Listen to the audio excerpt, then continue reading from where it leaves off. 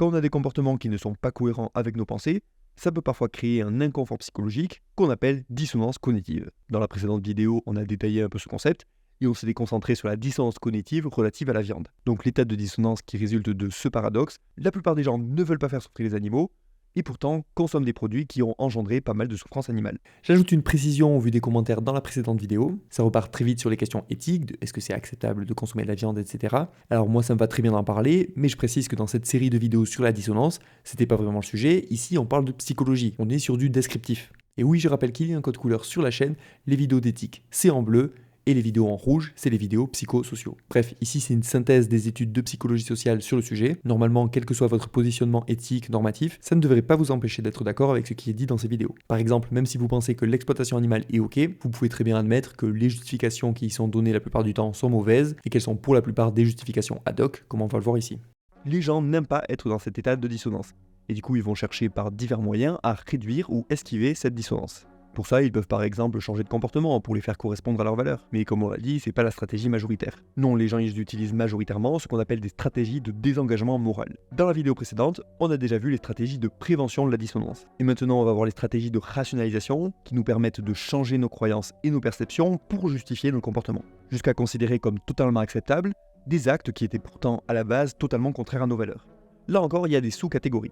Oui, bon, ça paraît compliqué quand il y a plein de catégories et de sous-catégories, mais ça permet de faire un diagramme, et avec ça, ça devrait être plus facile de s'y retrouver. Dans les stratégies de rationalisation, il y a les stratégies directes et les stratégies indirectes. Les stratégies directes, elles consistent à nier ou minimiser l'immoralité de l'acte. Manger de la viande, c'est normal, c'est acceptable, on ne peut pas faire autrement. On détaillera ça avec des exemples. Mais d'abord, on va détailler les stratégies indirectes. Elles consistent à admettre qu'il y a un problème éthique, mais à nier notre responsabilité là-dedans. Ok, c'est pas cool, mais moi je mange pas trop de viande, et puis je fais attention à la provenance, etc.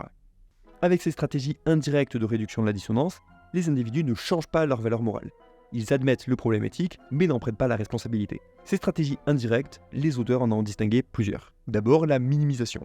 Les personnes vont minimiser la quantité de viande consommée, jusqu'à parfois même se dire végétarienne alors même que ce n'est pas le cas. Dans une étude, le simple fait de s'attendre à regarder un documentaire sur l'éthique et la production de viande a conduit les femmes, mais pas les hommes, à réduire leur consommation de viande déclarée. Et je dis bien la quantité de viande déclarée, pas la quantité de viande consommée. Une variante de cette stratégie, c'est d'exprimer une volonté de réduire ou arrêter la viande à l'avenir, sans que ce soit réellement le cas en pratique. Deuxième stratégie, dire qu'on mange de la viande, mais que la viande qu'on mange ne nuit pas aux animaux, parce qu'elle est produite sans cruauté. C'est le fameux « moi la viande je sais d'où elle vient, j'achète chez un petit éleveur local qui traite bien ses animaux, etc. » En pratique, les personnes qui ont ce genre de discours n'ont pas été réellement s'assurer que la viande qu'elles achètent n'engendre pas énormément de souffrance. Sinon, elles auraient vu qu'à l'heure actuelle, les abattoirs sans souffrance, ça n'existe pas, et qu'il y a par exemple plusieurs pourcentages d'étourdissement ratés. D'autant que beaucoup de gens qui ont ce discours consomment en fait de la viande issue du circuit industriel classique. La focalisation sur les conditions d'élevage mais jamais d'abattage, la confusion entre le bien-être et le fait que ce soit local, ou encore le fait que les personnes ne font pas vraiment aussi attention qu'elles le prétendent, ça montre bien que ce n'est pas un vrai argument, mais une justification ad hoc. C'est-à-dire une justification qui ne soutenait pas vraiment notre propos à la base, mais qu'on va donner après coup pour tenter de se donner bonne conscience et éviter la remise en question. Autre stratégie, critiquer les végétariens. Je déconne pas, c'est vraiment une stratégie notée dans les études.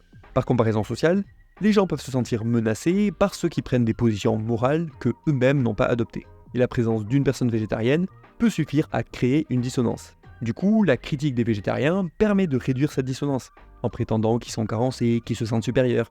La dévalorisation des végétariens détourne les individus de leurs propres actes. Et ça explique pourquoi les végétariens sont souvent questionnés de manière insistante, jusqu'à faire ressortir la moindre incohérence qui légitimerait le fait de ne pas être soi-même végétarien. C'est des questions autour de est-ce que vous tuez les insectes et les vêtements que vous portez, et puis les animaux tués en agriculture aussi. Montrer que le végétarien est incohérent peut le mettre dans une position qui ne nous expose plus à la dissonance. On peut avoir tendance à dénigrer ceux qui essaient de bien agir, là où nous-mêmes on ne le fait pas. C'est ce que décrit le concept de dépréciation des bienfaiteurs. Dans une étude sur le comportement des consommateurs, ceux qui recherchaient les informations éthiques sur les produits étaient dénigrés comme des rebelles moralement supérieurs par ceux qui ignoraient ces informations. Cet effet était plus fort chez les participants qui pensaient que les végétariens se considéraient comme supérieurs aux mangeurs de viande, et aussi chez les participants qui anticipaient un reproche moral de la part des végétariens. Et cette dissonance induite par les végétariens peut être réduite en les critiquant. Autre stratégie, rejeter la responsabilité sur d'autres, que ce soit sur des individus, C'est ceux qui travaillent dans les abattoirs qui maltraitent les animaux, ou sur d'autres entités. C'est la faute des industries qui veulent que du chiffre et qui s'en foutent des animaux, c'est la faute du gouvernement qui devrait faire plus de lois, etc. Et on peut aussi s'indigner de ceux qui font pire que nous, notamment sur des pratiques auxquelles nous, on ne participe pas du tout, comme les combats de chiens ou la corrida. On juge plus sévèrement le comportement des autres pour se présenter soi-même comme plus vertueux et plus éthique. Idem lorsqu'on est horrifié par la consommation de viande de chiens dans d'autres cultures, tout en considérant la consommation de vaches comme acceptable. Pointer du doigt ce que font les autres permet de masquer ce qu'on fait nous-mêmes. Dernière stratégie indirecte, considérer qu'on fait de bonnes actions à côté, et du coup ça compense. C'est le principe de la licence morale. Ok, on mange de la viande, mais on fait d'autres actions chouettes à côté. Du coup ça va, ça compense. On insiste sur le fait qu'on fait des choses gentilles pour les animaux non consommés. Et pour cette licence morale, les individus peuvent considérer toutes les bonnes actions qu'ils font, même des fois des comportements qui n'ont pas directement rapport avec la viande elle-même. Pensez à cet argument qui tente de justifier la chasse sous prétexte que certains chasseurs font quelques trucs sympas pour l'environnement, idem pour les pêcheurs. Ces stratégies de rationalisation indirecte, elles impliquent une manière différente de voir les choses, mais surtout une manière différente de voir notre responsabilité. Elles maintiennent l'idée que l'action de manger de la viande ou de financer ce système, ça pose un problème. Ces stratégies, elles atténuent la dissonance et protègent l'identité, mais elles ne donnent pas aux consommateurs de quoi accroître leur comportement et leur spécisme. En revanche, les stratégies directes qu'on va voir maintenant, elles impliquent de nier le problème éthique de l'exploitation animale et permettent donc une défense réellement décomplexée de la consommation de viande. Maintenant, on va voir les stratégies directes, celles qui impliquent de changer notre perception pour minimiser ou nier le problème éthique de la production de viande. Une part importante de ces stratégies, c'est les justifications. Vous le savez sans doute, c'est très rare que dans un débat, les gens admettent s'être trompés en disant par exemple « Oui j'avoue, t'as raison, c'est un bon argument, mon raisonnement était incorrect ». Non, cette situation n'arrive pas souvent. En pratique, il se passe que les gens vont d'abord défendre des idées et ensuite font ce qu'on appelle du raisonnement motivé. Ils vont chercher les arguments et les raisonnements qui vont justifier leurs conclusions et ne surtout pas perdre la face pendant le débat. Et tout le monde est à risque de raisonnement motivé, puisque tout le monde est soumis au biais de confirmation. On a tendance à chercher et à voir les preuves en faveur de notre position. Et du coup, on va donner tout un tas d'arguments ad hoc qui ne soutiennent pas réellement notre position, mais qui vont quand même permettre de la justifier et d'éviter la remise en question. Si vous êtes vegan et que vous débattez du sujet depuis longtemps, ces arguments, vous les avez déjà tous entendus. Le lion mange la gazelle, la carence en protéines, les carottes qui souffrent, etc. Bon, ici on parle bien de psycho. On n'est pas là pour expliquer en quoi ces arguments ne sont pas valides. Si vous voulez des contre-arguments à chacun, il y a la série Votre éthique en 2 minutes de réplique éthique ou la série de Athlète éthique. Bref, ce qui nous intéresse ici, outre la question de leur validité, c'est surtout le fait que ce soit des arguments ad hoc, des arguments qu'on utilise pour justifier notre position. Beaucoup de discussions sur le sujet ne mènent à rien. La personne qui se justifie donne un argument, celui-ci est remis en question, mais vu que c'était un argument de façade et pas un argument qui soutenait réellement la position de la personne, remettre en question cet argument ne l'a pas fait changer d'avis. Et on entre dans un millefeuille argumentatif avec un nouvel argument qui sera critiqué, puis un nouvel argument, etc. Ceux qui ont l'habitude des débats sur le sujet, j'imagine que vous voyez très bien de quoi je parle. Ces arguments, ils ont été analysés par les psychologues qui ont remarqué que la majorité de ces justifications se regroupent dans ce qu'on appelle les 4 N. Manger de la viande est naturel, normal, nécessaire et nice, qu'on pourrait traduire par bon, agréable. Si on reprend les arguments qu'on entend tout le temps. Mais on a besoin de protéines. La viande est nécessaire.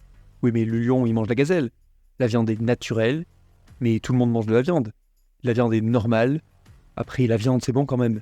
La viande est nice. Les 4 N, ils ont initialement été théorisés par la psychologue Melanie Joy, qui avait théorisé les 3 N, naturel, normal et nécessaire. Et d'autres auteurs ont aussi ajouté un 4e N, le nice. Dans leur étude, ils ont analysé toutes les justifications de la consommation de viande, et l'étude indique que, effectivement, les 4 N regroupent la grande majorité des justifications que les gens donnent spontanément pour défendre leur consommation de viande.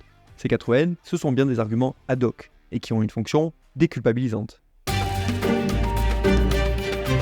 Dans cette vidéo, on a vu les stratégies de rationalisation avec les stratégies indirectes, où on minimise notre responsabilité, et les stratégies directes, où on minimise l'immoralité de l'acte.